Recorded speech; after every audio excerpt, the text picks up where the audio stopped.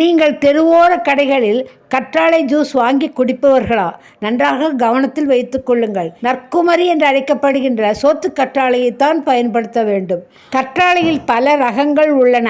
அவற்றில் சில விஷத்தன்மை வாய்ந்ததும் கூட. அதனால் கவனமாக இருக்க வேண்டும்.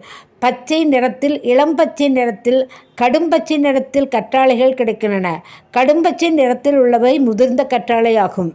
நாட்டு கற்றாழையின் அடிபாகம் வெள்ளையாக இருக்கும். மேலும் அதன் மேல் வெள்ளை புள்ளிகள் காணப்படும். கற்றாழையின் இலை கனமாகவும் முள் வெண்மையாகவும், முள்ளை தொட்டால் அது எலாஸ்டிக் போல் வளையவும் தன்மையுடையதாகவும் இருப்பதாக பார்த்து வாங்க வேண்டும். கற்றாழையை வெட்டி எடுத்தவுடன் 15 நிமிடங்களுக்குள் பயன்படுத்தி விட வேண்டும். கற்றாழையை வெட்டி எடுக்கும்போது அதிலிருந்து வருகின்ற மஞ்சள் நிற திரவம் வயிற்றுக்குள் செல்லக்கூடாது. மேலும் அந்த பச்சையான தோலும் வயிற்றுக்குள் சென்றால் வயிற்றுப்போக்கு, தலை சுற்றல் போன்றவை உருவாகும்.